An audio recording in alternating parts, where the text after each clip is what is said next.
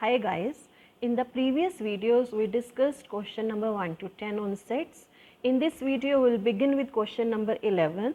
The questions selected for this series are carefully arranged to build your understanding step by step. By the time you complete this video series, you will have a clear understanding of the concept of sets and their properties. You will also develop the confidence to solve almost every type of sets question asked in JEE Mains and JEE Advanced examination. So without wasting any time, let's begin with question number 11. This is question number 11.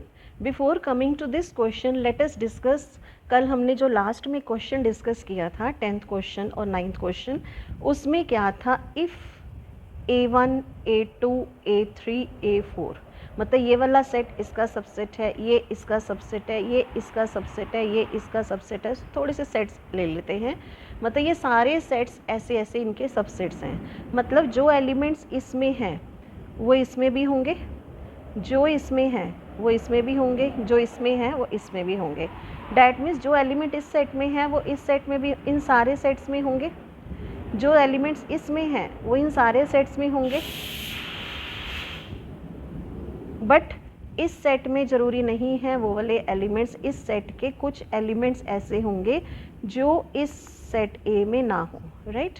तो इसका मतलब हमारे पास यहाँ पे क्या हो रहा था कि अगर हमने ये कंसीडर किया कि A1 is subset of A2 is subset of A3 subset of A5, A4 is A5, अगर ऐसी सिचुएशन दी होती थी तो हम यहाँ से क्या कह सकते थे, हमें इन सारे सेट्स की अगर हमें यूनियन लेनी है I इज़ 1 to 5, अगर ये सारे एक दूसरे के सबसेट्स हैं और इन सारे सेट्स की हमें अगर यूनियन लेनी है तो हमने क्या कहा था, यूनियन का मतलब क्या आएगा, जो सबसे बड़ा सेट होगा.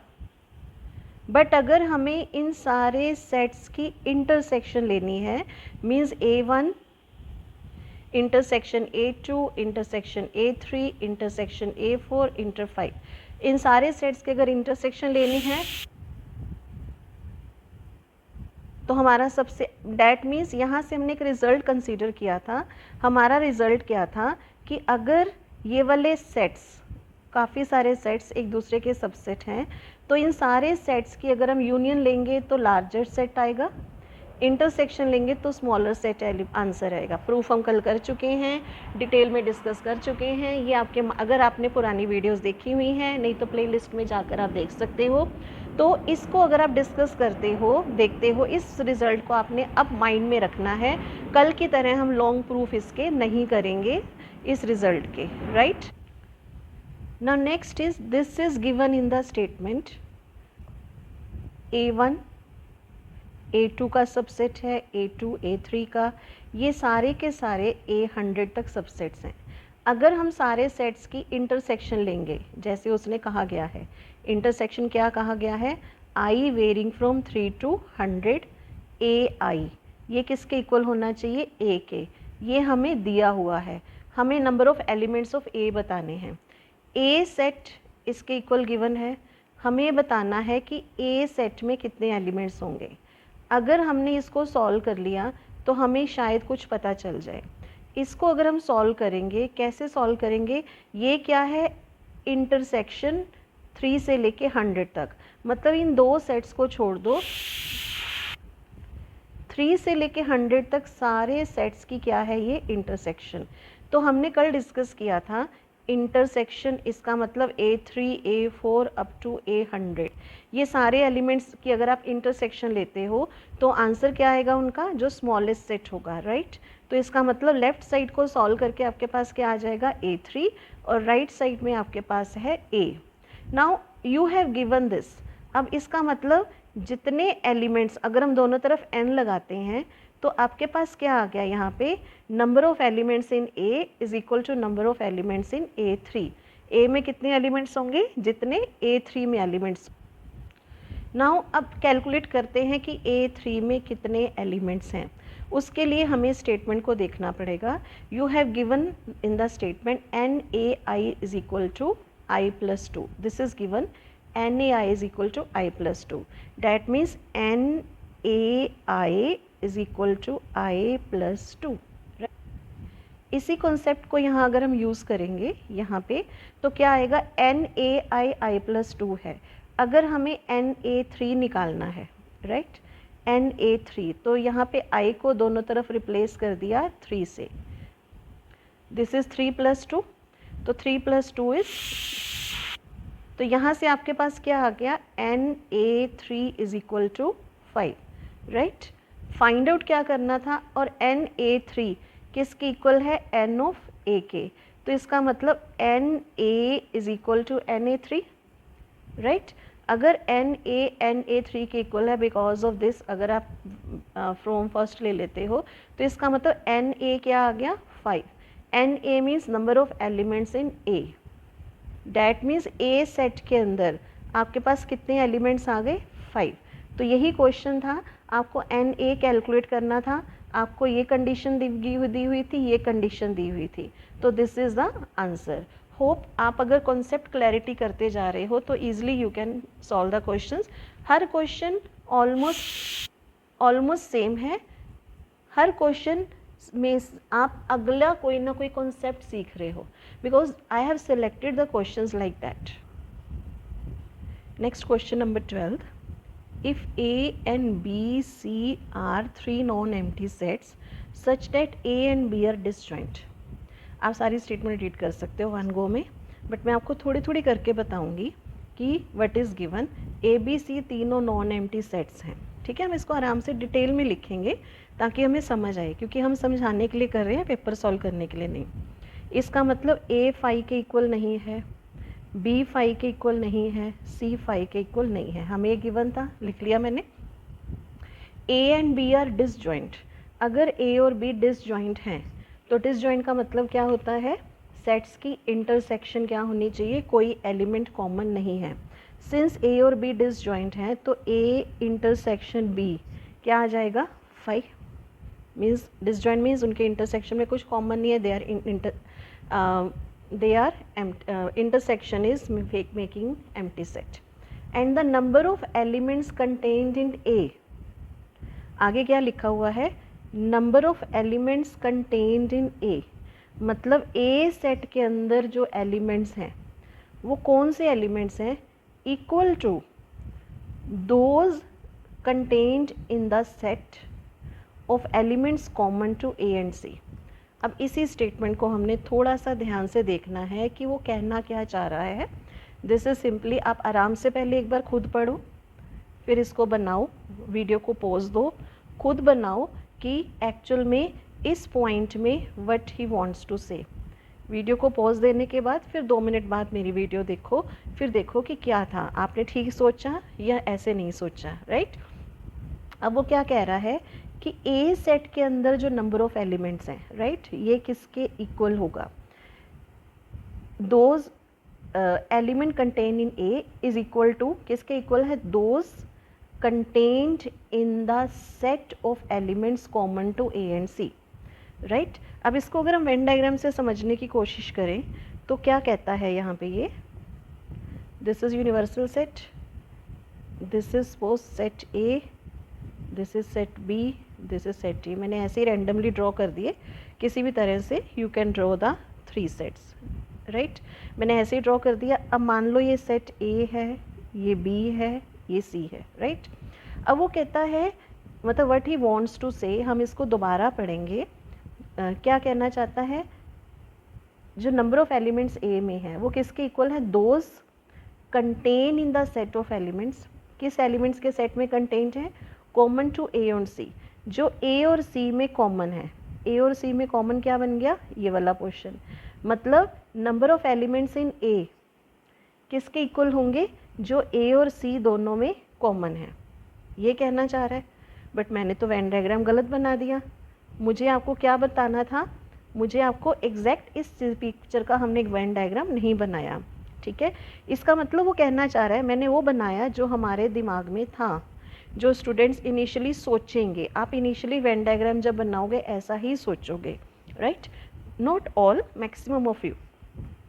A और C 2 सेट्स हैं, इनमें जो एलिमेंट्स कॉमन हैं, राइट, वो एलिमेंट्स किसके एलिमेंट्स हैं, सेट A के।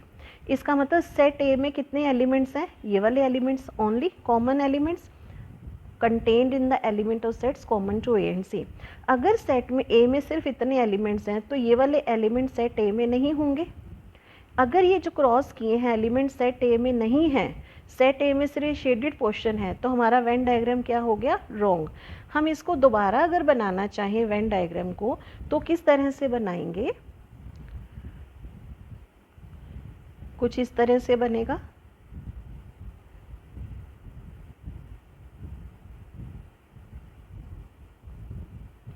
राइट, मैंने वैसे ही रैंडमली बना लिया तो ए बी सी, ओहो मैंने फिर रॉन्ग वही बना दिया जो पहले बनाया था। Let us make it again. That means अगर हम ए और सी सेट को प्रेजेंट करेंगे तो वो कैसे बनेगा, ये सी सेट,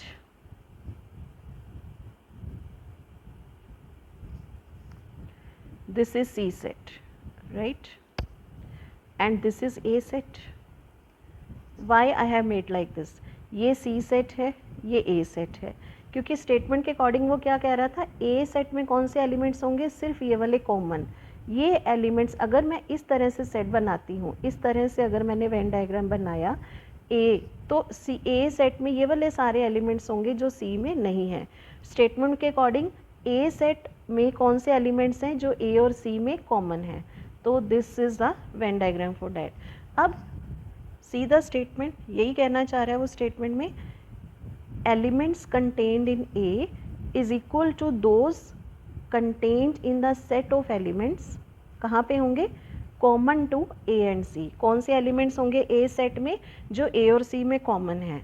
अगर ये वाला वेन डायग्राम लिया तो A और C में कॉमन इतने ही एलिमेंट्स हैं, तो ये तो उसमें नहीं है, तो हमने क्या किया, वेन डायग्राम चेंज किया। अब क्या आ गया, ए सेट में कितने एलिमेंट्स हैं जो दोनों में कॉमन है, वो ये सारे होंगे जो अभी हमने लिखे थे। राइट, यहाँ से हमने क्या कंक्लूड किया, यहाँ से हम ये इस वेन डायग्राम को देखकर हम कह सकते हैं ए सबसेट ऑफ सी। राइट, ना कमिंग बैक, ये सारा कुछ स्टेटमेंट समझाने के लिए मैंने ड्रॉ किया। आपको आपकी मर्जी है, वेन डायग्राम ड्रॉ करो आप मन में भी, अगर आपको क्लियर हो जाता है कॉन्सेप्ट तो ये वेन डायग्राम, ये सारी चीज़ें आप माइंड में ही ड्रॉ कर सकते हो। राइट, अब हम अपनी स्टेटमेंट पे आएंगे।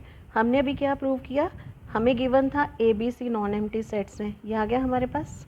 हमें गिवन था ए और बी नॉन डिसजॉइंट है, वहाँ से हमारे पास ये रिजल्ट आ गया। नाउ नेक्स्ट इज हमें नंबर ऑफ एलिमेंट्स इन ए, ये किसके गिवन, इक्वल गिवन थे, हमने अभी प्रूव किया था ऊपर, ए इज सबसेट ऑफ सी, ये हमने प्रूव कर दिया। तो इसका मतलब इस स्टेटमेंट का, स्टेटमेंट की इस लाइन का मीनिंग क्या है, ए इज सबसेट ऑफ सी। इस लाइन का मीनिंग, जो मैं इसको सर्कल कर रही हूँ डार्क, इसका मीनिंग है ए इज सबसेट ऑफ सी। ये आपको क्लियर हो गया, hope that is clear. Means statement में हर लाइन को हमने, जो भी लाइन गिवन थी, हमने मैथमेटिकली लिख दिया 1 2 3 you can say and all that. Right, अब आगे इसको सॉल्व करके हम क्या कह सकते हैं, हमें ये चीज़ भी पता है कि अगर ए सी का सबसेट है, राइट, हम इसको अगर वेन डायग्राम बनाते हैं दोबारा छोटा सा, ए सी का सबसेट है, सी ये ए, तो आपके पास ये सेट बन जाएगा। अगर ए सी का सबसेट है तो ये सी होगा, ये ए होगा। तो यहाँ से हम क्या कंक्लूड कर सकते हैं, ए, ये वाला ए अगर सी का सबसेट है तो यहाँ से हम इस चीज़ से एक चीज़ कंक्लूड कर सकते हैं, ए और सी की जो यूनियन होगी, दोनों की यूनियन वो किसके इक्वल हो जाएगी, सी के। राइट, ये हमने अभी आज जब डे 1 में हमने एक टॉपिक किया था कि A1 A2 A3 A4 A5 A6, जब ये सारे सेट्स एक दूसरे के सबसेट्स होंगे और इन सारे सेट्स की हम यूनियन लेंगे तो जो बड़ा एलिमेंट होगा, जो बड़ा सेट होगा, वो उनकी यूनियन के इक्वल होगा। This result fit for 2 numbers also. अब हमने सिर्फ 2 ही नंबर लिए, 2 ही सेट लिए, A1 A2। अगर A1 A2 का सबसेट है तो according to this result A1 और A2 की जो यूनियन है वो किसके इक्वल होगी, A2 के। राइट, और A1 और A2 की इंटरसेक्शन किसके इक्वल होगी, छोटे सेट के। मतलब इस रिजल्ट को हम यहाँ यूज़ कर सकते हैं, A अगर C का सबसेट है तो A यूनियन C किसके इक्वल होगी, बड़े सेट के equal. Union is equal to बड़ा सेट, बड़ा सेट कौन सा होगा, जिसका सबसेट है। और उन्हीं दोनों की इंटरसेक्शन किसके इक्वल होगी, छोटे सेट के इक्वल, डैट मीन्स ए के। ये बहुत इंपॉर्टेंट रिजल्ट है, सिंपल सा है, बट कंफ्यूज होते हैं बच्चे कि क्या है क्या नहीं। माइंड अगर आप वीडियोस ध्यान से देख रहे हो बिल्कुल कंसंट्रेशन के साथ, तो ये रिजल्ट आपके माइंड में इस तरह से बैठ जाएंगे कि आपको दोबारा इन रिजल्ट्स को प्रूव करने की, पढ़ने की ज़रूरत नहीं पड़ेगी। राइट, गिवन स्टेटमेंट से हम जो जो कर सकते थे ये निकाल लिया रिजल्ट, ये निकाल लिया, दिस वन वो लिख लिए। अब फाइंड आउट क्या करना है, पहले गिवन स्टेटमेंट का यूज़ करके क्या क्या लिख सकते थे लिख लिया ये सब। अब फाइंड आउट क्या करना है, n A union B union C. Right, n A union B union C, क्या हम इसको इसके जो ऑर्डर है उसको इंटरचेंज कर सकते हैं। ए बी सी की जगह क्या हम लिख सकते हैं, बी और सी को रिप्लेस करके, कोई फ़र्क नहीं पड़ेगा, answer you will be getting the same. This is A, हमने बी और सी को रिप्लेस कर दिया, union C union B. Right, कोई फ़र्क नहीं पड़ेगा। अब ए यूनियन सी किसके इक्वल है, ये देखो A union C is equal to C, हमने इसकी जगह लिख दिया सी union B.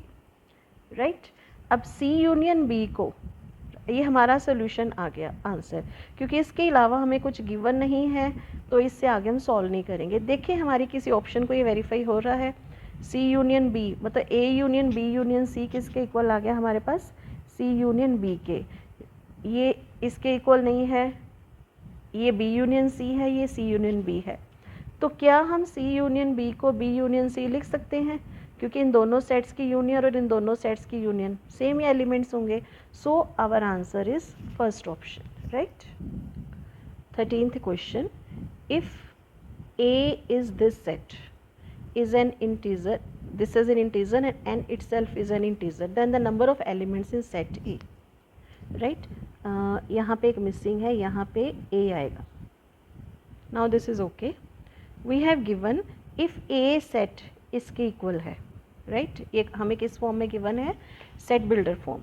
This is an integer and n itself is an integer, मतलब ये है कि A सेट में कौन से एलिमेंट्स होंगे, n। ए सेट में वो सारे n होंगे, ए सेट में वो सारे n होंगे, राइट, सच डैट n क्या होना चाहिए, n cube plus 5n square plus 2 upon n is an integer, मतलब ये सारी चीज़ सॉल्व करने के बाद क्या आनी चाहिए, इज़ एन इंटीज़र, ये हमें गिवन है। And n is also an integer, और n अननोन नंबर है वो भी हमें क्या गिवन है, इंटीज़र। नॉर्मली n को हम यूज़ करते हैं नेचुरल नंबर्स के लिए, स्मॉल n को, बट ऐसा कुछ नहीं है, ये बच्चों के माइंड में है कि इसको नेचुरल के लिए ही यूज़ करते हैं। पेपर में आपको किसी के लिए भी यूज़ करके दे दिया, जैसे इस क्वेश्चन में n को इंटीज़र बता दिया, तो आप इसको डिनाई नहीं कर सकते हो, राइट। स्मॉल लेटर अल्फ़ाबेट्स हैं, उसको कैसे भी यूज़ कर सकते हैं। नाउ सेट बिल्डर फॉर्म, इसमें एक ही एलिमेंट है n और वो इंटीज़र है, और n इस टाइप का होगा और ये भी एक इंटीज़र होना चाहिए। हमने इसको रोस्टर फॉर्म में अगर लिखना चाहें तो इसका मतलब हमें इसको सॉल्व करना पड़ेगा, n cube plus 5n square plus 2 upon n। इसको सॉल्व करके जो आंसर आएगा वो ए सेट होगा, राइट। अगर हम डिनोमिनेटर स्प्लिट करें, n cube upon n, 5n square upon n plus 2 upon n, right. यहाँ से एक n कट गया, this is n square, this is 5n plus 2 upon n। अब यहाँ से हमारे पास क्या आ गया, क्योंकि n क्या गिवन है, एक इंटीज़र है, n एक इंटीज़र है, और ये गिवन है कि ये सारी की सारी चीज़ सॉल्व करने के बाद क्या होती है, इंटीज़र, ये हमें दिया हुआ है। Now we need not to solve this quadratic equation, because हमारा टारगेट इसको सॉल्व करके n की वैल्यूज़ नहीं निकालना। हमारा टारगेट क्या है कि हमें ये एक इंटीज़र है, ये गिवन है, राइट। अगर ये एक इंटीज़र है, n भी एक इंटीज़र है, तो n की यहाँ कोई भी वैल्यू पुट करो, क्योंकि फ्रैक्शन में कोई नंबर नहीं है, ये भी इंटीज़र हो गया, ये भी इंटीज़र हो गया। अब इन दोनों को ऐड करेंगे तो एक इंटीज़र ही आएगा, बट 2 अपॉन n इंटीज़र कब होगा, अगर 2 अपॉन n फ्रैक्शन में आ गया तो इन तीनों को ऐड करके एक इंटीज़र नहीं आने वाला। अब ये तीनों को ऐड करने के बाद एक इंटीजर ही आना चाहिए, क्योंकि स्टेटमेंट में क्या गिवन है, दिस इज़ एन इंटीजर। तो तीनों को ऐड करके इंटीजर कब आएगा, ये और ये इंटीजर हैं, ये भी इंटीजर होना चाहिए। अब 2/n इंटीजर कब होगा, अगर n की वैल्यू 1 होती है तो ये क्या बन जाएगा, 2/1 इंटीजर आ गया। अगर n की वैल्यू -1 होती है तब भी क्या आ गया, -2, तब भी इंटीजर आ गया। और अगर 2 की वैल्यू 2 होती है, n की वैल्यू 2 होती है तब भी क्या आ गया, 2/2 1 इंटीजर। अगर n की वैल्यू -2 होती है तब भी ये क्या आ जाएगा, -1 इंटीजर। बट इनके अलावा अगर n की वैल्यू कुछ भी होती है, 3 4 5 कुछ भी 2 से बड़ी, तो ये क्या बन जाएगा, 2/3, नॉट एन इंटीजर। 4 होती है तो क्या आएगी, 2/5 means 1/2, not an integer. You can put any value except 1 and 2, you will not get this as a integer. ये इंटीजर नहीं है अगर हम +-1 या +-2 के अलावा कोई भी वैल्यू पुट करते हैं, राइट। तो इसका मतलब हमारा स्टेटमेंट क्या थी, अब हम स्टेटमेंट में आते हैं। इसका मतलब जो ये वाला n है, डैट मीन्स जो ये वाला n है उसकी वैल्यू क्या आनी चाहिए, या +-1 या +-2, उसके अलावा नहीं आ सकती। अब जो सेट A था, सेट A में एक ही एलिमेंट था n, सच डैट n किसको सेटिस्फाई कर रहा था, इस कंडीशन को, और n इंटीजर था। इसका मतलब सेट A में कितने एलिमेंट्स होंगे, n की कितनी वैल्यूज आई, 4, -1 +1 2 -2 एंड +2। तो सेट A के अंदर को अगर हमने इसको रोस्टर फॉर्म में लिखा तो क्या बन गया, -1 -2 1 एंड 2। तो इसमें कितने एलिमेंट्स हो गए, 4। क्वेश्चन यही था, number of elements in set A is, answer is 4, right. अब इस क्वेश्चन में गलती क्या करते हैं बच्चे नॉर्मली, क्योंकि यहाँ पे इंटीजर गिवन है, बच्चे हमेशा क्या करते हैं, not all, some of the students, integer मतलब सारा क्वेश्चन ऐसे ही समझ लिया, कॉन्सेप्ट को यूज़ कर लिया। इंटीजर जब पुट करेंगे तो यहाँ पे नेगेटिव वैल्यूज़ पुट करनी भूल जाते हैं, +1 पुट किया, 2 पुट किया, तो उनका आंसर क्या आ जाता है, 2। तो इसका मतलब 1A में कितनी वैल्यूज़ होंगी, 2। उस केस में वो आंसर इसको दे आते हैं और अपनी तरफ से सोचते हैं आंसर तो 2 ही है। बट जबकि हमने नेगेटिव वैल्यूज़ को कंसिडर करना भूल गए, तो आंसर क्या आना चाहिए था, 4। आपने, आपका क्वेश्चन जो होना चाहिए, जो टिप्स आपके आज की टिप ऑफ द डे है, जो हमेशा एक चीज़ आपने ध्यान रख देनी है, माइन्यूट से माइन्यूट चीज़ स्टेटमेंट की नहीं छोड़नी, क्योंकि छोटा सा प्लस माइनस या कॉन्सेप्ट छोड़ दिया तो आपका आंसर वहीं पे ही रॉन्ग हो जाएगा। क्योंकि जो पेपर बनाने पेपर सेटर्स हैं वो इतनी स्मार्टली पेपर के ऑप्शन सेट करते हैं, आपको लगता है कि ये ऑप्शन उससे मैच करती है, आपकी 2-3 ऑप्शंस ज़रूर होती हैं, आप कंफ्यूज हो जाते हो कि कौन सी ऑप्शन आपका आंसर होनी चाहिए, if you are not clear with the concept, ठीक है। या आपने थोड़ा सा चूक दिया अपनी चीज़ को, आपने अपनी जो भी क्वेश्चन कर रहे थे उसमें से एक भी स्टेप मिस कर दिया, कुछ भी थिंकिंग प्रोसीजर में आपने माइंड डाइवर्ट कर दिया, जैसे यहीं पे ही था कि इंटीजर पॉजिटिव ले लिए, नेगेटिव लिए ही नहीं, तो आपका आंसर 2 आता। और अगर आपने दोनों कंसीडर कर लिए तो 4 आएगा। That means in short we can say cover all the aspects of the question. एक छोटे से भी पॉइंट को छोड़ना नहीं है, because this is not CBSE। CBSE में सिंपल से क्वेश्चंस होते हैं, क्वेश्चन ठीक किया, जितना ठीक है उतने मार्क्स आ गए। बट इसमें इधर यू विल बी गेटिंग, इधर योर आंसर इज़ राइट और your question answer is wrong, क्योंकि इसमें सोल्यूशन तो होता ही नहीं, आपको इसको सॉल्व करके ही ऑप्शंस देनी होती हैं, स्टेप वाइज मार्किंग तो है नहीं। तो concept clarities should be there, जिस पे मेरा मेन फोकस है। Now this question is same as the previous question. इस क्वेश्चन में फिर क्या है, सेट A में कितने एलिमेंट्स हैं, एक ही एलिमेंट है P किसको बिलोंग कर रहा है, N को, राइट। N क्या है हमें नहीं पता, बट कैपिटल N हमेशा दिया है या नहीं दिया, that is a natural number. Where P is prime, P prime है, और P मतलब वो कहते हैं कि इस सेट A के अंदर एक ही एलिमेंट है P और वो नेचुरल नंबर होना चाहिए, राइट। अब P की डेफिनेशन क्या दी हुई है, P क्या होना चाहिए, 7n² + 3n + 3/n, right. P इसके इक्वल होना चाहिए for some n belongs to n। P ये क्या बनना चाहिए, n क्या है, कोई भी natural number, P is a prime, मतलब ये P क्या होना चाहिए इस टाइप में, और इसको सॉल्व करके, इस सारे को सॉल्व करके आपके पास एक प्राइम नंबर आना चाहिए। P इज़ प्राइम, P एक प्राइम नंबर है और P इस तरह का है, मतलब ये एक प्राइम नंबर है। मतलब इन शॉर्ट अगर हम कहें 7n² + 3n/3, इसको सॉल्व करके प्राइम नंबर आंसर आना चाहिए, राइट। हम पहले वाले क्वेश्चन की तरह इसको सॉल्व करेंगे।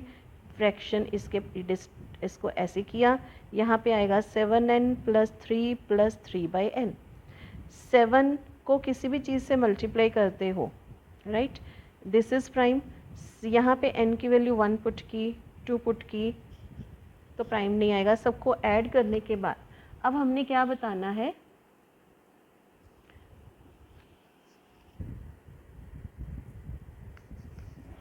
कि ये सारा सॉल्व करने के बाद क्या आना चाहिए, प्राइम नंबर। तो इसमें n की क्या क्या वैल्यूज़ पुट करें कि ये प्राइम आए। अगर मैंने n को 1 पुट किया, 1 से शुरू करेंगे, तो ये कितना आ जाएगा, 7 + 3 10 + 3 13, you are getting a prime number. अगर हमने 2 पुट किया तो 3/2 फ्रैक्शन में आ गया, राइट। तो फ्रैक्शन तो है ही नहीं, ये सारा क्या है, प्राइम नंबर, बट ये नेचुरल भी होना चाहिए। तो फ्रैक्शन तो नेचुरल में होगा नहीं, इसमें ऐड करेंगे तब भी नहीं, तो n को हम 2 पुट नहीं कर सकते। अगर मैंने n को 3 पुट किया, राइट, तो ये कितना आएगा, 3/3 1, तो यहाँ पे आ जाएगा 7 × 3 + 3 + 3/1, 21 + 3 + 3 26, this is not prime, right. अगर 1 पुट किया तो ये होल नंबर बन जाता है, 3 पुट किया तो ये होल नंबर बन जाता है। 3 के अलावा, मतलब 1 और 3 के अलावा कुछ भी पुट करते हो तो ये फ्रैक्शन होल नंबर नहीं बनता। Whole number means natural number नहीं बनता, राइट। होल और नेचुरल में फ़र्क है, ये आपको ही पता है। तो ये नेचुरल नंबर बनाने के लिए हमारे n या 1 होना चाहिए या n को 3 होना चाहिए, गॉट इट। बट अगर n को आप 1 पुट करते हो तो ये सारी की सारी चीज़ क्या बन जाती है, 13, that is a prime. 3 put करते हो तो सारी की सारी चीज़ बन जाती है 26, that is not prime. But statement में P क्या दिया हुआ है, prime.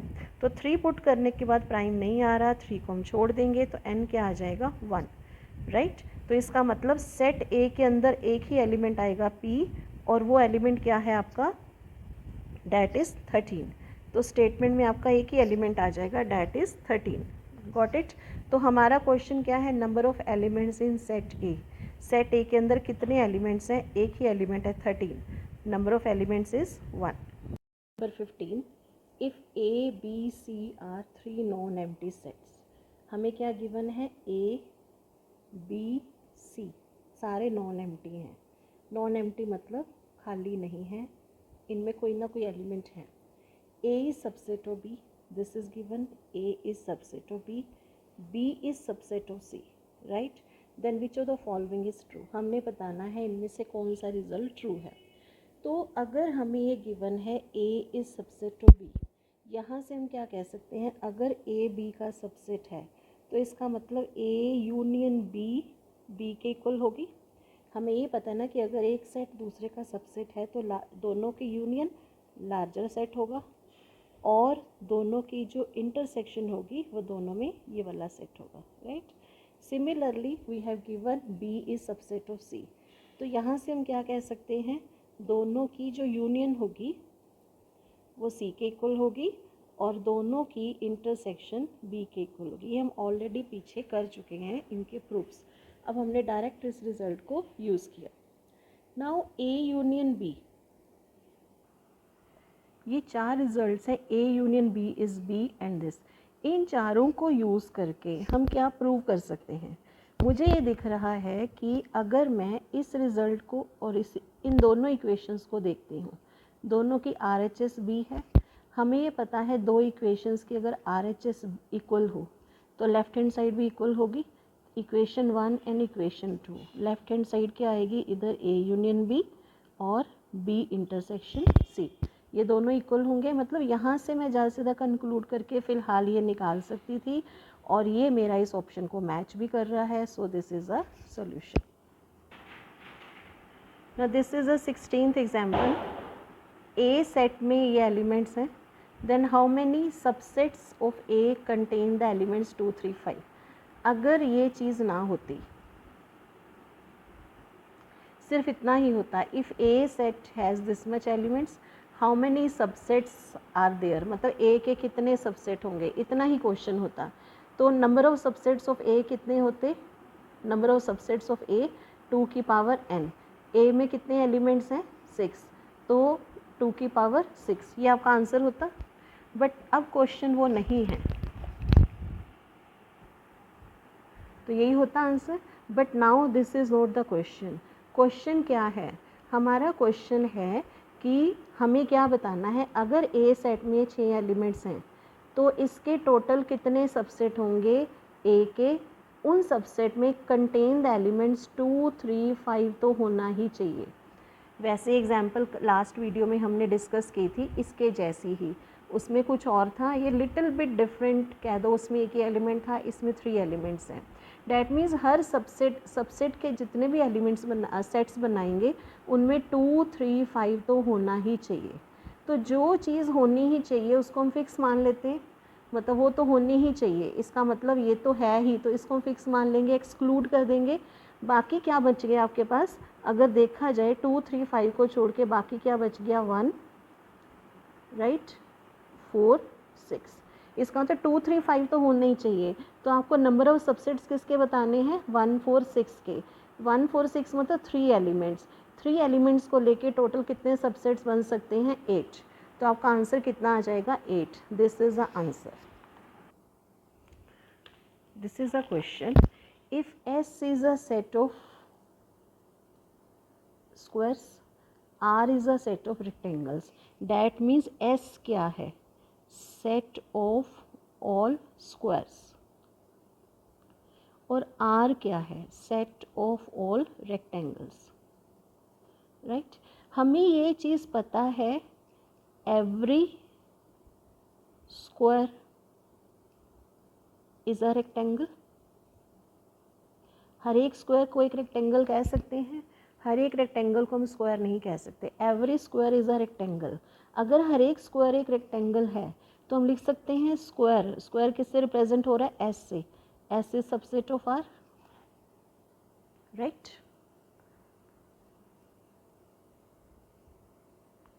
S is subset of are,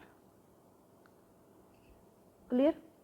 अगर एस आर का सबसेट है तो यहाँ से हम क्या कह सकते हैं, एस दो सेट्स अगर एक दूसरे के, एक सेट दूसरे का सबसेट है तो उनकी यूनियन क्या होगी आर के इक्वल, और उन दोनों सेट्स की इंटरसेक्शन क्या होगी एक्स के इक्वल। अगर एक सेट दूसरे का सबसेट है तो वहाँ से हम ये रिजल्ट बना सकते हैं, राइट। अब हमारा क्वेश्चन है, हमें इसकी वैल्यू कैलकुलेट करनी है, S union R minus S intersection S. अब एस यूनियन आर किसके इक्वल है आर के, एस इंटरसेक्शन एस, एक सेट की अपने साथ ही इंटरसेक्शन लेनी है। जैसे मान लो ए सेट में एलिमेंट्स हैं 1, 2, ए सेट के एलिमेंट्स फिर मैंने लिख दिए 1, 2, ए इंटरसेक्शन ए मतलब सेम सेट, दोनों सेम सेट्स की अगर इंटरसेक्शन लोगे तो वो भी क्या आ जाएगा 1, 2 मतलब ए ही आ जाएगा, A intersection A is A, तो S intersection S is S. तो दिस ये सारा रिजल्ट किसके इक्वल आ गया R minus S. What is R, R is set of rectangle minus S, S is set of squares। इसका मतलब rectangles में से स्क्वायर्स को माइनस कर दिया, इसका मतलब इसका आंसर क्या आ जाएगा, रेक्टेंगल्स तो होंगे बट स्क्वायर नहीं है। R माइनस एस का मतलब क्या होता है, सारे रेक्टेंगल्स में से स्क्वायर्स निकाल दो तो बाकी के जो रेक्टेंगल्स बनेंगे वो, तो इसका मतलब आपका आंसर क्या बनेगा, set of rectangles but not squares, D option is the answer। 18th question, this is again same as the previous, उसमें रेक्टेंगल और स्क्वायर था, इसमें पैरेललोग्राम और ट्रेपेजियम है। तो P क्या है आपके पास, सेट ऑफ ऑल पैरेललोग्राम्स को हम ऐसे भी लिख सकते हैं, एंड T क्या है, set of all trapezium, right. तो इसको अगर हमने अभी लिखेंगे तो क्या आ जाएगा, हमें क्या पता है ट्रेपेजियम क्या होती है, ऐसी फिगर जिसमें ये दो पैरेलल साइड्स हैं और ये दो नॉन पैरेलल साइड्स हैं, राइट। मतलब आप ये भी कह सकते हो ट्रेपेजियम क्या है, trapezium is a quadrilateral having at least one pair of parallel sides, मतलब at least one pair of parallel side, right, ये ट्रेपेजियम हो जाएगा। सिमिलरली पैरेललोग्राम क्या है? पैरेललोग्राम क्या है? Every parallelogram has two pair of parallel sides, मतलब पैरेललोग्राम क्या होता है? जिसकी ये वाली साइड्स ये भी पैरेलल हैं, ये आपस में पैरेलल हैं और ये आपस में पैरेलल हैं, राइट। तो पैरेललोग्राम क्या है? Two pairs of parallel sides every, इसका मतलब हम यहाँ से क्या कह सकते हैं? हर एक पैरेललोग्राम। पैरेललोग्राम क्या हो सकता है? ट्रेपेजियम हो सकता है, बट ट्रेपेजियम पैरेललोग्राम नहीं हो सकता, राइट। तो हम यहाँ पे एक रिजल्ट क्या यूज़ कर लेंगे? Every parallelogram is a trapezium. अगर हर एक पैरेललोग्राम ट्रेपेजियम है तो पिछले क्वेश्चन की तरह parallelogram is subset of trapezium, parallelogram intersection trapezium. अगर ये इसका सबसेट है तो इंटरसेक्शन क्या आ जाएगी? P, और यूनियन क्या आ जाएगी? T, right.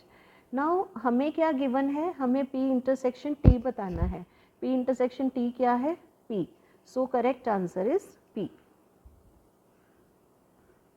Come to this question, NA intersection B is 10, B intersection C is 20, A intersection C is 30, then greatest possible value of, हमें क्या बतानी है? N A intersection B intersection C की greatest value, इसकी greatest value क्या होगी, right? तो इसके लिए भी आप जनरल रिजल्ट यूज़ करोगे। वो कैसे? हमें A intersection B intersection C चाहिए, क्या हम लिख सकते हैं A intersection B intersection C, ये किसका सबसेट होगा? A इंटरसेक्शन B का, राइट। या हम लिख सकते हैं A intersection B intersection C, ये किसका सबसेट होगा? B इंटरसेक्शन C का। या हम लिख सकते हैं A intersection B intersection C is subset of A intersection C। मतलब ये तीन सेट्स का जो है इंटरसेक्शन किसका सबसेट होगी? इन तीनों में से किसी दो का, राइट। आप इस रिज़ल्ट को एग्जाम्पल लेके भी कर सकते हो। अब इसको हमने डायरेक्ट कर लिया रिज़ल्ट को यूज़। अब इस रिज़ल्ट से आप क्या रिज़ल्ट एक नया एक और चीज़ वेरीफाई कर सकते हो। वो कैसे? इसका मतलब ये सेट, ये एक सेट बन गया, ये एक सेट बन गया। इसका मतलब इस सेट में कितने एलिमेंट्स होंगे? इस सेट में कितने एलिमेंट्स होंगे? वो जितने इसमें एलिमेंट्स होंगे उससे कम ही होंगे। इसका मतलब number of elements in this set A intersection B intersection C is less than is equal to number of A intersection C। इसके एलिमेंट्स इससे कम ही होंगे। A इंटरसेक्शन C क्या है? 30। तो इसका मतलब N A intersection B intersection C क्या होगा? 30 से कम। अगर इस रिज़ल्ट को यूज़ करते हैं तो आपके पास क्या आ जाएगा? N A intersection B intersection C is less then B intersection C, और B इंटरसेक्शन C क्या है? 20। और अगर इस रिज़ल्ट को यूज़ करते हैं तो N A intersection B intersection C वो किससे लेस होगा? A intersection B, that is 10। इसका मतलब हमें इतना तो पता चल गया A intersection B intersection C तीनों सेट्स की जो इंटरसेक्शन है वो इनसे छोटी होगी, 30 से छोटी होगी, 20 से छोटी होगी और 10 से भी छोटी होगी। तो हमें क्या लेना है? मतलब इसकी वैल्यू वो लेनी है जो इन तीनों को सेटिस्फाई करे, राइट। तो हमें क्या चाहिए? इस सेट की A intersection B intersection C की ग्रेटेस्ट वैल्यू, सबसे बड़ी वैल्यू क्या लेंगे जो इन तीनों कंडीशंस को भी सेटिस्फाई करे, क्योंकि ये तीन कंडीशंस हमें दी हुई हैं। तो इसकी सबसे बड़ी वैल्यू क्या होगी? जो इनकी सबसे छोटी वैल्यू होगी, मिनिमम ऑफ 10, 20 एंड 30। इनमें सबसे मिनिमम क्या है? 10।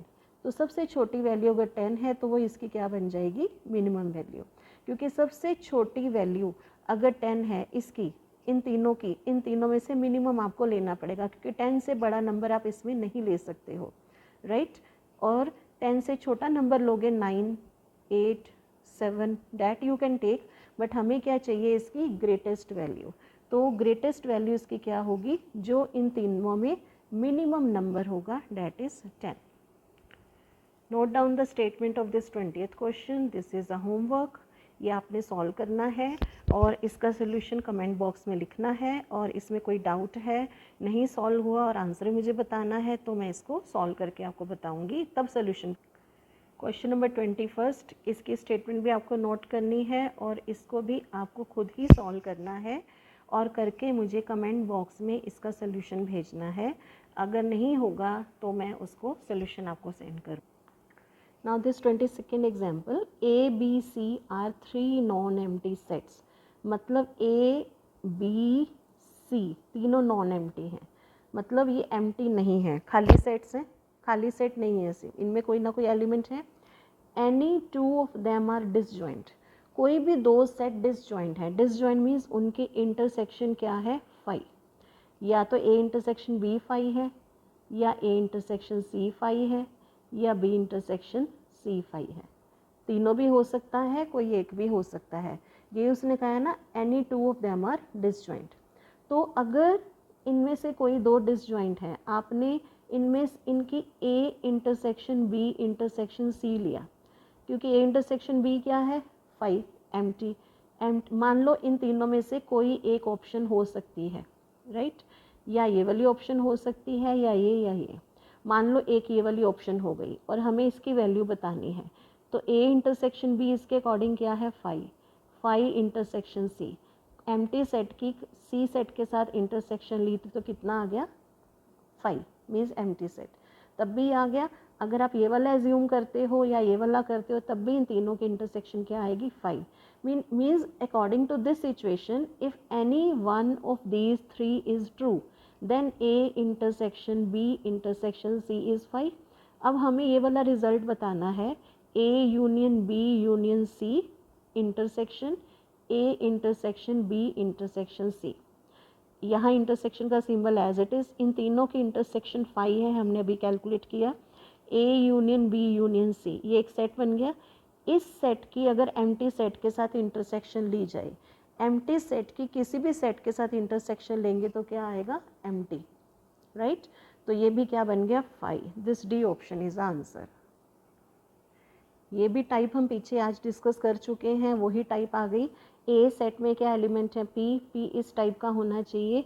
पी कैसा होना चाहिए आपके पास, n+2 into 2n5 plus 3n4 4n³ 5n² plus 6 upon n² + 2, where n and p belongs to z+। मतलब अगर अकेला z होता तो इंटीजर था, z के ऊपर प्लस का साइन है, that means they are talking about positive integers,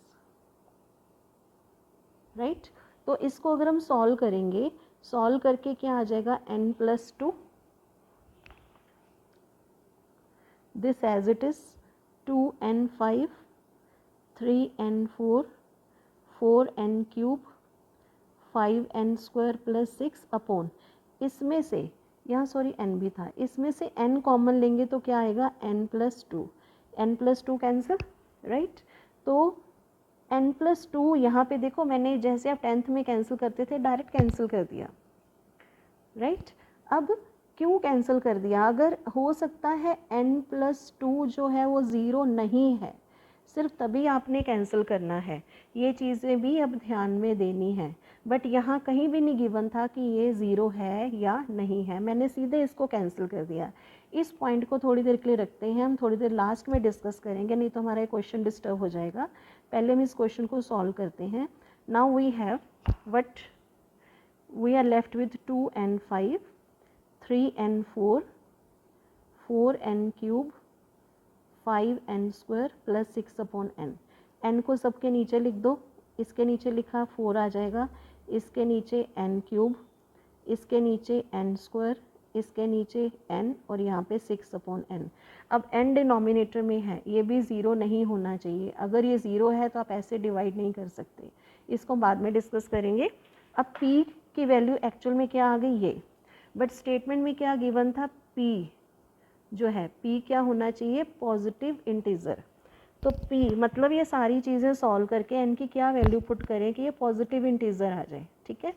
अब यहाँ पे n की वैल्यू क्या पुट करें कि पहले ये इंटीजर आए। अगर मैंने यहाँ पे n को 1 लिखा तो क्या बन जाएगा 6/1, 6 इंटीजर बन गया।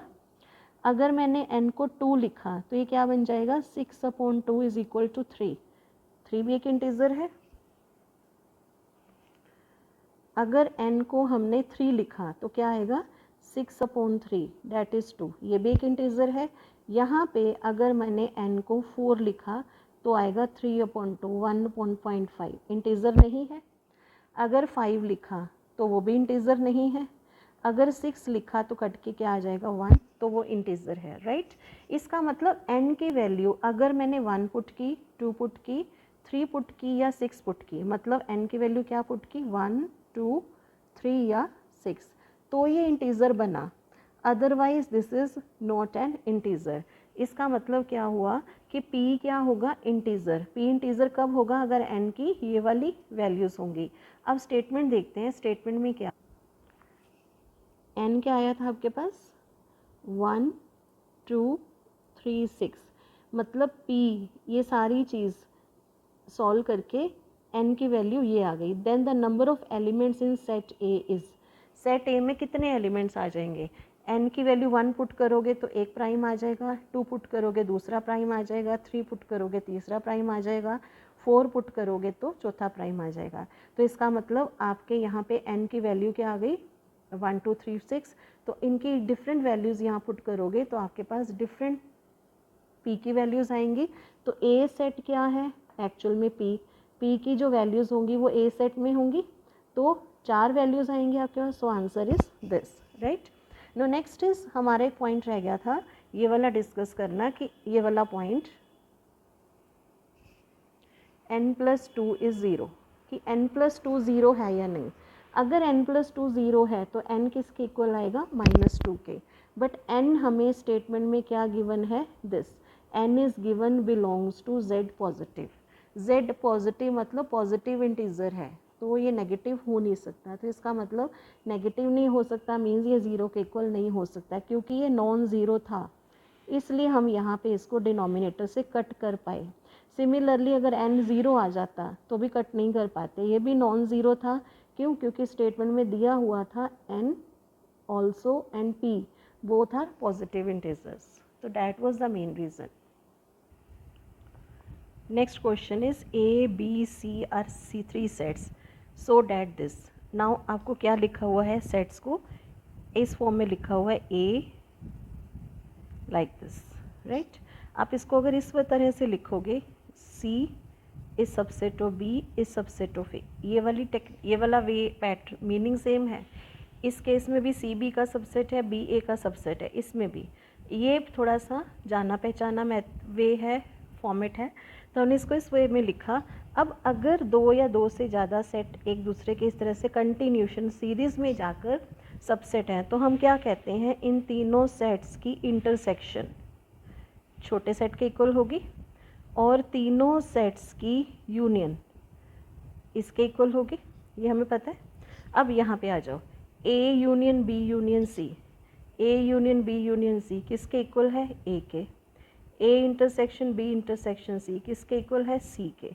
तो answer is A minus C। This is very basic question जो हम एक पैटर्न को लेके चले थे, A is subset of B is subset of C is subset of D is subset of E। हमने इस पैटर्न से related so many question solve कर लिए, पूरी सीरीज़ ही हमारी ऑलमोस्ट इसी टाइप की थी, हर टाइप के क्वेश्चंस कवर कर लिए। I think subset supersets and all that is. Question number 25, this is homework. ये सीरीज़ टाइप भी हम कर चुके हैं ऑलरेडी, तो ये होमवर्क है। इसका आंसर और सोल्यूशन आप डिस्क्रिप्शन बॉक्स में डालिए, मैं उसको चेक करूँगी, फिर हम इसको डिस्कस करें। 26 question, this is again we have type discuss this type, you can easily solve this. आपने अगर ये वीडियो सारी पिछली देखी है, आप इसको ईजिली सॉल्व कर सकते हो। तो इसका सोल्यूशन भी आप डिस्क्रिप्शन बॉक्स में डालिए और आंसर हम इसको देखेंगे, डिस्कस। This is 27 question. आप अपनी CBSE में ये क्वेश्चन कर चुके हो, तो इसलिए ज़्यादा इसमें कुछ बताने वाला है नहीं, बट हम इसको एक बार डिस्कस करेंगे quickly in the Venn diagram format, right. Venn diagram की फॉर्म में अगर हम डिस्कस करेंगे, अभी स्टेटमेंट देखते हैं क्या है। मैं क्विकली पहले वेन डायग्राम इसका ड्रॉ कर देती हूँ। दिस इज़ गिवन, स्टेटमेंट क्या है, in a student 70 in a class, एक क्लास है यूनिवर्सल सेट को क्लास ले लिया। 70 स्टूडेंट रोट 2 टेस्ट, 70 बच्चे ऐसे थे जिन्होंने 2 सेट टेस्ट किए, टेस्ट 1 एंड टेस्ट 2। मान लो ये टेस्ट 1 है, ये टेस्ट 2 है। 50% of the students failed in test 1। Test 1 में कितने बच्चे फेल हुए? 50%। And 40% students failed in test 2। Test 2 में कितने बच्चे फेल हुए? 40%। How many students passed both the sets? कितने बच्चे थे जो दोनों टेस्ट में पास हुए? 2 मिनट आपके पास है, आप इसको सोचो, वीडियो को पॉज करो, कैसे करना है, उसके बाद वीडियो देखना कि आपने ठीक किया है या गलत। ना टोटल आई सेट में मतलब फर्स्ट टेस्ट में कितने बच्चे होंगे? 70 स्टूडेंट्स हैं, 70 में से 50% बच्चों ने टेस्ट दिया। तो टेस्ट 1 में, टेस्ट फर्स्ट में, in test first number of students कितने होंगे? 70 का 50%। 50% निकालेंगे ना, क्लास में 70 बच्चे थे, उनके 50% ने दिया, तो इसको सॉल्व करोगे क्या आएगा? 35। इसका मतलब ये वाला जो टोटल आपका बनेगा, इस सेट के अंदर कितने एलिमेंट्स हो गए? 35। Similarly in test 2, second test में नंबर ऑफ स्टूडेंट कितने हैं? 40%। 40% किसका? 70 का। फिर ये कैंसिल, ये कितना आएगा? 28। इसका मतलब सेट 2 कितने बच्चों ने दिया? 28 बच्चों ने दिया, राइट। अब सेट 1 30 बच्चों ने दिया, 2 28 बच्चों ने दिया। तो यहाँ से आपके पास क्या आ जाएगा? आप इसको 2 तरह से सॉल्व कर सकते हो, बाय यूजिंग फॉर्मूला और बाय यूजिंग वेन डायग्राम। ये सारे सर्कल के अंदर 35 एलिमेंट्स हैं। अगर जो कॉमन है उसको हमने x मान लिया, तो सर्कल के बाहर ये वाले जो एलिमेंट्स हैं x के बाहर, ये कितने एलिमेंट्स बचेंगे आपके? 35 में से x निकाल दिया, ये सारे एलिमेंट्स ये बच गए। सिमिलरली अगर ये x है और ये सारा सर्कल आपका 28 है, तो ये कितने एलिमेंट बच गए? 28 माइनस x। इसका मतलब इन सब का जो टोटल होगा 35 minus x plus x plus 28 minus x, ये किसके इक्वल आ जाएगा? 70 के, क्योंकि क्लास में टोटल कितने बच्चे हैं? 70। अब ये plus minus x cancel, 28 plus 35, ये कितना बच जाएगा? 63 माइनस एक्स इज 70। इसको सॉल्व करेंगे, 63 माइनस 70 इज x, और यहाँ पे हमने इसको सॉल्व किया तो x की वैल्यू क्या आ गई? Negative, right. अब x क्या आ गया? -7। अगर x -7 है मतलब इंटरसेक्शन जो कॉमन एलिमेंट है -7 आ गया। डैट मीन्स सेट 1 और सेट 2, अगर मैं इसको a मान लेती हूँ, इसको b मान लेती हूँ, तो a और b की इंटरसेक्शन क्या आ गई? -7। तो ये नेगेटिव तो हो नहीं सकता, इसका मतलब इनके इंटरसेक्शन को अगर हम ज़ीरो भी मान सकते हैं, नेगेटिव हो नहीं सकती, ज़ीरो मानना चाहो तो मान सकते हो। बट यहाँ पे हमारे पास एक ऐसा आंसर आ गया जो फ़िलहाल आई कांट से, बट अगर हमें वो कहते हैं गैस वर्क करना है, ऑप्शन से मैच करना है, तो ये आंसर आ रहा है। बट ये चीज़ वो कहते हैं ना रट्टा वाली बात, क्रैमिंग वाली चीज़ हम नहीं करेंगे। हमें जो आंसर चाहिए वो कॉन्फिडेंटली चाहिए, वो शुड बी कॉन्फिडेंट जो आंसर हम दे रहे हैं। आई am not satisfy with my answer, right. अब इसी को हम दूसरे मेथड से सॉल्व करेंगे। इस वैसे आपके 99.99% क्वेश्चन जो हैं सेट्स के इस टाइप के वेन डायग्राम से सॉल्व हो जाएंगे। ये 0.1 पता नहीं बाई चांस मैंने सिलेक्ट ही ऐसे क्वेश्चंस किए जहाँ पे आप लोगों को लगेगा इजी है, बट वो इजी कहीं ना कहीं कुछ ना कुछ उसमें ऐसा है जो इजी वाली बात नहीं है, राइट। तो इसमें अब हमें जब हमने वेन डायग्राम को यूज़ किया तो we are getting some negative answer. तो I am not satisfy with this answer and all that. तो let us do this with some other way, एक और वे से यूज़ करके देखते हैं, क्योंकि हमारे पास काफ़ी सारे लॉजिक्स हैं। आप किसी और लॉजिक को यूज़ करो।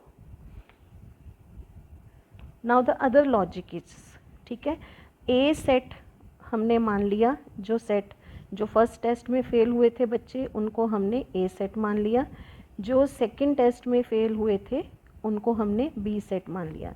तो number of elements in a set ये कितना गिवन है? 35 ये रहा, और number of elements in this is 35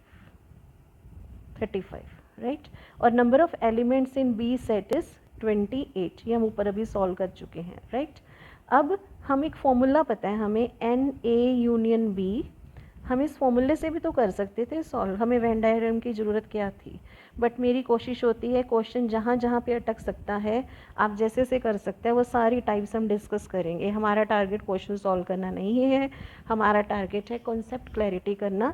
मैं इसीलिए क्वेश्चंस ही ऐसे सिलेक्ट किए ताकि क्लैरिटी अच्छी हो। ए यूनियन बी क्या है बाद में देखते हैं। N A number of elements in A कितने गिवन है 35, number of elements in B कितने हैं 28, इंटरसेक्शन हमने कैलकुलेट करना है, दिया नहीं हुआ। ए यूनियन बी हमें 70 गिवन है, सॉल्व करो 70 is equal to 63 minus A intersection B.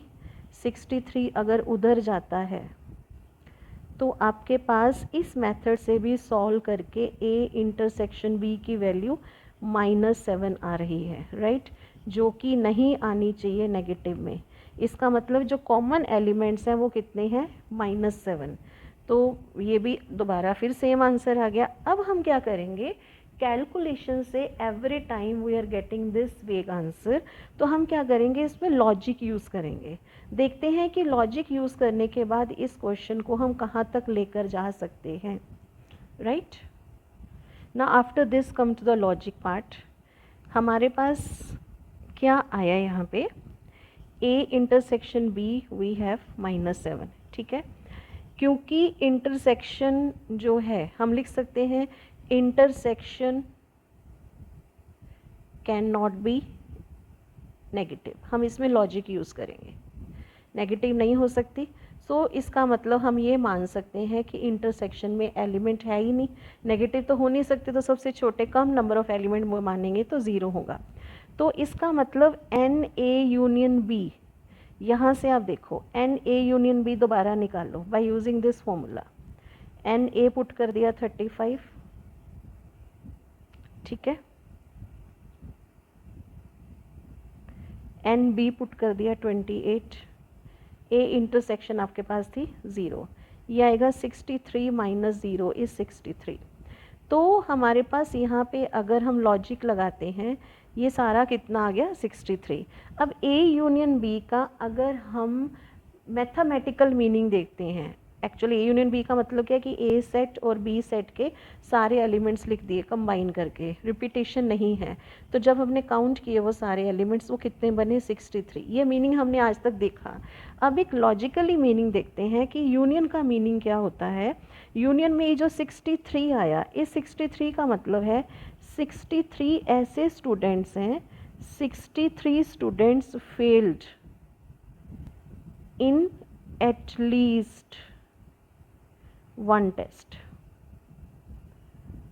ठीक है। हमारे पास ए क्या था जो टेस्ट 1 में फेल है, बी क्या है जो टेस्ट 2 में फेल है, जो कम से कम एटलीस्ट 1 मतलब या एक टेस्ट में फेल हैं या दूसरे टेस्ट में फेल हैं, मतलब किसी ना किसी में तो फेल हैं, उनको हम क्या लिखेंगे यूनियन। वो 63 ऐसे बच्चे हैं जो एटलीस्ट 1 टेस्ट में फेल हैं, मतलब एक टेस्ट में फेल हैं या दूसरे में फेल हैं या दोनों में फेल हैं, हमें नहीं पता।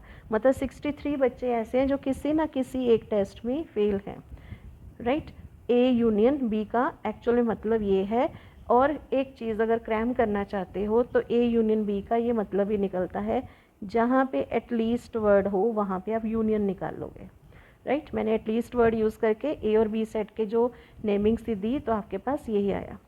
अब टोटल आपके पास कितने बच्चे, टोटल हमारे पास स्टूडेंट्स थे 70 में से 63 ऐसे स्टूडेंट्स थे जो किसी ना किसी एक में फेल थे, मतलब किसी एक में फेल थे, या ए में फेल थे या बी में फेल थे। इसका मतलब 7 बच्चे ऐसे आ गए जो मतलब किसी न किसी एक में फेल थे, पास किसी, इसका मतलब वो पास नहीं थे। अब दोबारा देखो 63 बच्चे ऐसे थे जो टेस्ट ए में फेल थे या टेस्ट बी में फेल थे या दोनों में फेल थे, मतलब एक बच्चा एक टेस्ट में फेल है या दूसरे में फेल है या दोनों में फेल है, वो कितने बच्चे हैं 63। 70 में से 63 बच्चे ऐसे हैं जो कहीं ना कहीं फेल थे, इसका मतलब दोनों को माइनस किया, 7 बच्चे कौन से आ गए, 7 बच्चे कौन से आ गए, जो कहीं पे भी फेल नहीं थे, जो क्या थे, पास थे बोथ टेस्ट में, राइट। तो दिस वाज आवर स्टेटमेंट भी ये थी, कितने बच्चे थे जो दोनों में पास थे। तो पास कितने बच्चे आ गए आपके पास, 7। अब सिचुएशन देखो, मैंने एक तरह से आपको थोड़ा सा घुमाने की कोशिश की, बट शायद आप लोग भी मेरा पॉइंट पिक नहीं कर पाए। अब लास्ट में आपको बताती हूँ, हमने स्टेटमेंट में क्या पूछा था, पास, दोनों में जो पास होंगे, जबकि ए सेट हमने क्या लिया था, ए सेट में एलिमेंट क्या लिए थे, जो फेल थे टेस्ट 1 में, बी सेट में क्या लिए थे, जो फेल थे टेस्ट 2 में, और जो हमने x लिया था वो x क्या था, जो दोनों में फेल है।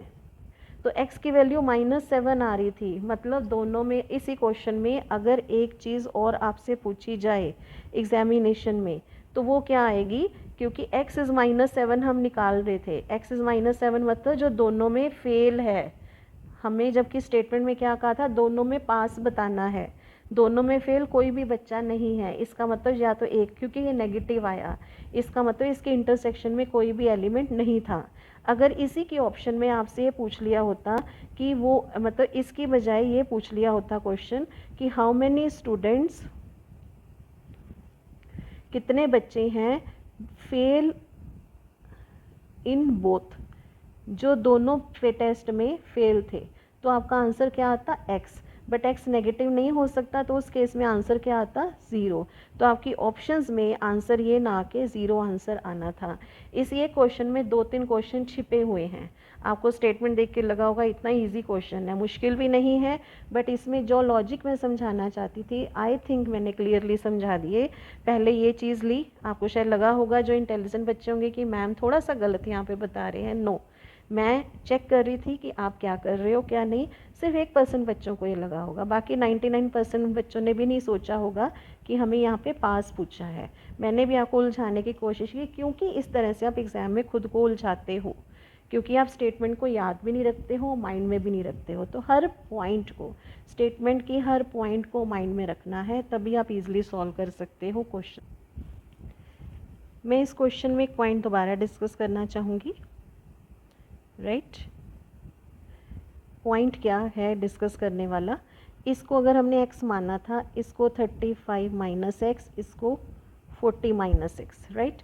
तो आपके पास x की वैल्यू आई थी -7, मतलब इंटरसेक्शन नेगेटिव हो नहीं सकता, तो हमने क्या सपोज कर लिया था, a इंटरसेक्शन b इज़ 0। इसका मतलब ये वाली चीज़ क्या आ गई, 0 आ गई। तो इसका मतलब इन दोनों सेट्स को अगर आप बनाओगे तो कुछ इस तरह के सेट बनेंगे, ये आपका यूनिवर्सल सेट होगा, ठीक है। तो सेट ए में कितने एलिमेंट्स थे, 35, बी में कितने हैं, 40। जो ए टेस्ट में फेल है वो 35 है, जो 2 में फेल है वो 40 है। इसलिए ऐसे बनेंगे ना, क्योंकि इंटरसेक्शन में कोई है ही नहीं एलिमेंट, बिकॉज ऑफ दिस हमने इतनी अभी डिस्कशन की। तो इसका मतलब जो किसी भी एक टेस्ट में फेल है वो कितने बच्चे हैं, 35 प्लस, सॉरी 40 नहीं थे, ये 28 थे। वेट एक मिनट, मैंने यहाँ पे अभी 40 लिख दिया, दिस इज़ 28, गॉट इट। तो 35 प्लस 28, ये दोनों टेस्ट में फेल थे, 63 बच्चे हो गए टोटल, राइट। क्या है 63। नाउ अब 63 बच्चे ऐसे आ गए जो दोनों में से किसी एक टेस्ट में फेल हैं। टोटल बच्चे कितने थे आपके पास, 70। तो इन दोनों का टोटल कितना है, 63। जो इन सेट्स के बाहर वाले बच्चे हैं, ये वाले बच्चे हैं जो इन ए और बी सेट के बाहर वाले हैं, वो क्या हैं, जो किस दोनों टेस्ट में पास हैं, वही बच्चे आ गए ना, जो दोनों में क्या है, पास। तो 70 में से, यूनिवर्सल टेस्ट में से, ये दोनों जो अंदर शेडेड है ये माइनस कर दिया, बाकी बच गया आपके पास 7। अगर आप लॉजिकली पहले से ठीक तरह से यूज़ करके स्टेटमेंट को प्रॉपर पढ़ के करते तो हमें इतनी लंबी डिस्कशन की ज़रूरत नहीं थी। बट मुझे इतनी लंबी डिस्कशन इसलिए देनी थी कि आपको पॉइंट का बेसिक कॉन्सेप्ट समझाना था। मेरा टारगेट सिर्फ बेसिक कॉन्सेप्ट क्लियर करना है, इसीलिए मैंने ऐसे क्वेश्चंस चूज़ करूँगी हमेशा जिससे आपके बेसिक्स क्लियर हों।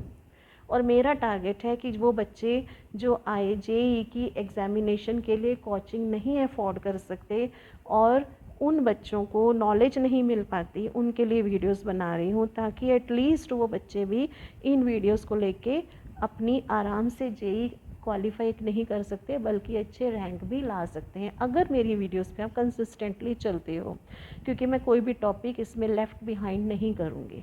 जो ले रहे हैं कोचिंग उनको भी बेनिफिट होगा, जो कहीं भी नहीं ले सकते, अफोर्ड नहीं कर सकते, उनको तो बेनिफिट है ही। This is again a homework question, ये भी आप होमवर्क में करोगे और इसका आंसर चेक करोगे और डिस्क्रिप्शन बॉक्स में दोगे। And next is